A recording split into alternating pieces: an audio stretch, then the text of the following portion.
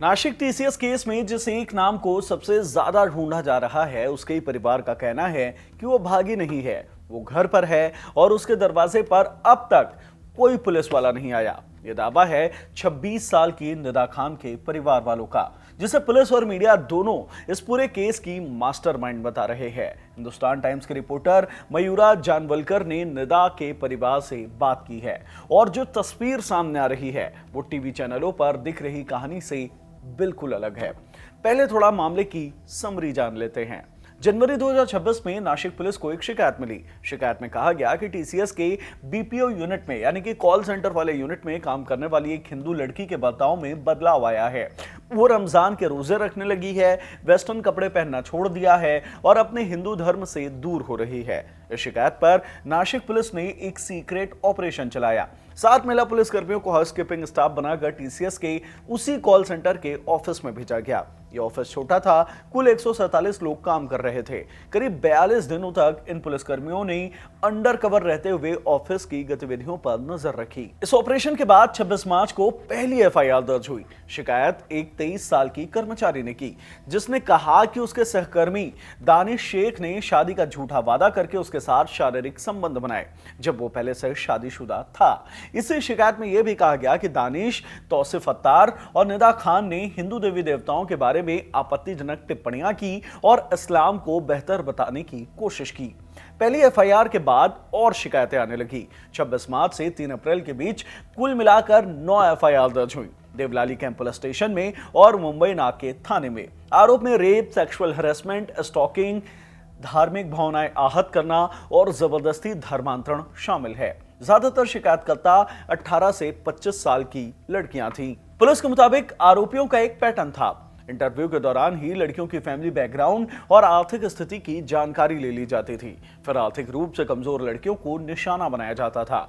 आरोप यह भी है कि जब कोई लड़की किसी की एडवांटेज को ठुकराती थी तो उसका वर्कलोड बढ़ा दिया जाता था, उसे परेशान किया जाता था। अब तक 8 आरोपियों के नाम सामने आए हैं। आसिफ अंसारी, शफी शेख, शाहरुख कुरैशी, रजा मेनन, तौसिफ अत्तार, दानिश शेख, अश्विनी चैनानी और निदा खान। इसमें 7 को गिरफ्तार किया जा चुका है।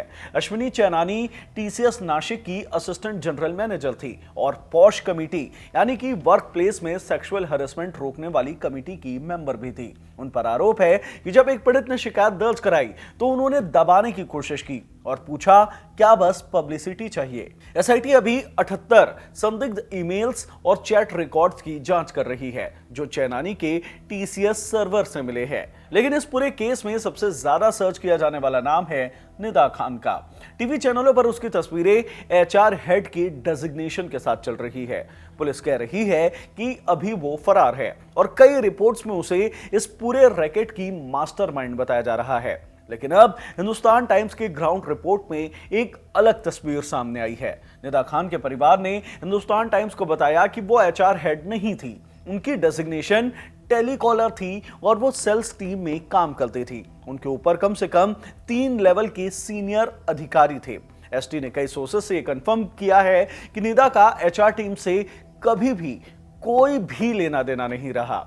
परिवार का कहना है कि उसके इंस्टाग्राम प्रोफाइल से फोटो उठाकर उस पर एचआर हेड की डेजिग्नेशन सुपर इंपोज की गई और यही एडिटेड तस्वीर सोशल मीडिया और टीवी पर वायरल हो गई है।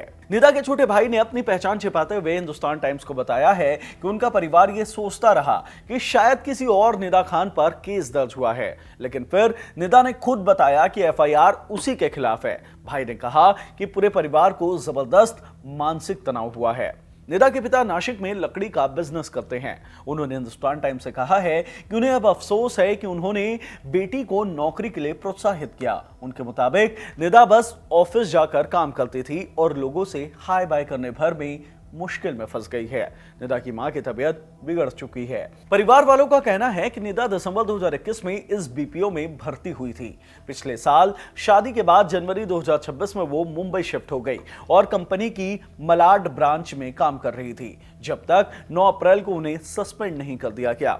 निदा के मामा ने हिंदुस्तान टाइम्स को बताया कि वो भाग नहीं रही हैं, मुंबई में अपने पति के साथ हैं और अपने पहले बच्चे की उम्मीद कर रही हैं, यानी कि अभी वो प्रेग्नेंट है। और सबसे बड़ी बात ये कि अब तक कोई भी पुलिस वाला उनके दरवाजे पर पूछताछ करने नहीं आया है। निदा के वकील बाबा सैयद ने बताया कि वो नासिक सेशंस कोर्ट में एंटीसिपेटरी बेल यानी कि अग्रिम जमानत की अर्जी दाखिल करने की प्रक्रिया में है। अब ये कहानी दो बिल्कुल अलग अलग पक्ष पेश कर रही है। एक तरफ पुलिस है जो निदा खान को इस पूरे रैकेट की मास्टरमाइंड बता रही है, जिसने कथित तौर पर शिकायतें दबाई, पीड़ितों से दोस्ती की और फिर उन्हें आरोपी पुरुषों के साथ मिलकर निशाना बनाया।